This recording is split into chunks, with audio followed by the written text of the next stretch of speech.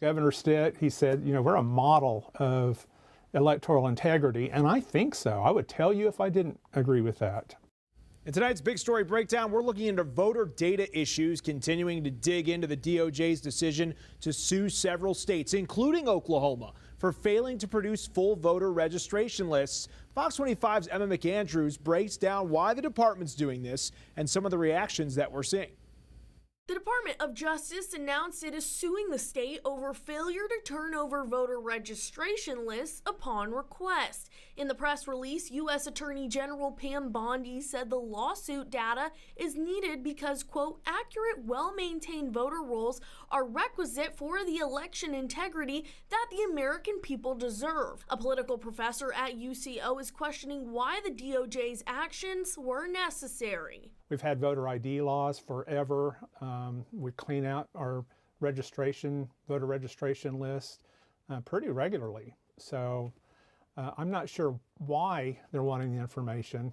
So that's a little suspicious to me. Governor Kevin Stitt even took to socials yesterday saying, quote, Oklahoma is a model for secure elections. So Fox 25 asked Sharp why the DOJ might want this data. We've got a midterm elections coming up. And I guess most everybody, we can be wrong, most everybody's kind of expecting there to be a blue wave, and this is so typical. Any presidential administration, during the midterm elections, they tend to lose seats in their own party. However, he says this could also be a reflection of President Trump's continued push that the 2020 election results were incorrect.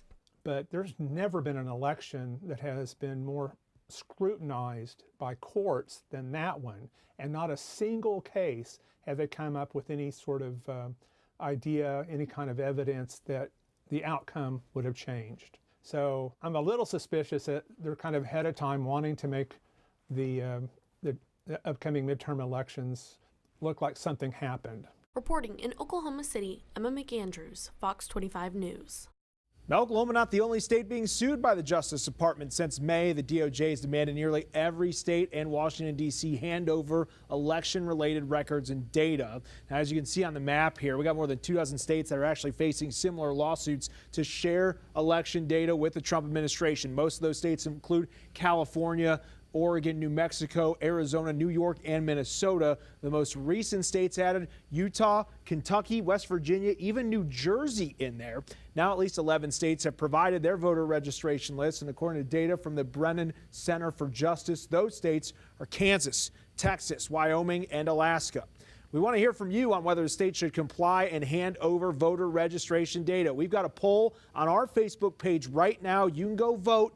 Results showing 35% of people say yes, we should turn over voter registration data. 65% of you say we should not. Meanwhile, President Trump been vocal about nationalized voting. This would mean shifting more control when it comes to elections to the federal government instead of the states.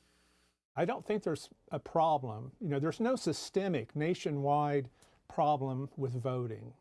We will find voter fraud. Voting fraud has happened forever.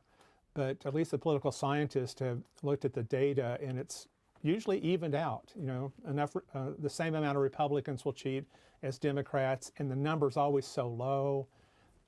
Almost never does it change the outcome of an election. The Constitution does give Congress and states the power to make or alter election laws. Courts have repeatedly ruled President Trump's 2025 voting executive order overstepped his authority by attempting to impose voting rules not authorized by Congress. Governor Stitt standing firm when it comes to election security. In a letter to the Oklahoma Freedom Caucus, the governor says Oklahoma voters deserve to know that some of their elected officials chose to weaken our ID infrastructure rather than strengthen, and says inviting a federalized election system may suit some, but does not suit Oklahomans. The Sooner State Party will not be on the 2026 ballot after failing to get enough signatures. The party needed 35,000 signatures for the party to be put to a vote, but it missed by a few hundred. According to officials, in the past few months, the party's been holding petition signing events for registered voters all across the state. The party aims to give independent voters a voice in local elections. This was a grassroots effort to be able to give a voice to moderates and also to give a voice to independents who, unfortunately, due to the current parties that are on the ballot did not allow them to be participants in primary and runoff elections. Our argument has always been, if your taxpayer dollars are going to that, you should be able to participate in that. Organizers said they aren't giving up and will refile for a new petition drive in November. Another issue we're seeing across the state, voter registration decline for both Democrats and Republicans. According to voter registration stats from the Oklahoma State Election Board, key swing counties changing rapidly. This includes Cleveland, Tulsa, Oklahoma, and Canadian counties. We compared current registration statistics by county from January of 2025 to January of 2026. Both Republicans and Democrats were seen to have shrinking numbers in some of the largest counties. The only group to see an increase in registered voters, independents. Voters who are dissatisfied with the Republican majority in the state right now don't want to register Republican, but there has been a kind of collapse in the Democratic Party, especially when you look at voter registration. A lot of independents might not feel like it is really a viable opposition party any longer, and so the independent status gives them an ability to reflect their dissatisfaction with the situation. Officials say the reason we're seeing the decline is due to the state purging inactive voters who do not verify their registration status, people feeling less inclined to vote due to the dominance of the Republican Party, and what level of competitiveness is in each election. New data also reveals more young people participated in the recent presidential election. According to data from the nonprofit Circle, found that the last election cycle had a 47% youth voter turnout. That's an improvement from the 2016 election, which reported 39% of young people casting ballots. However, it is slightly lower than the 2020 election, which saw a 50% voter turnout. That was a record high.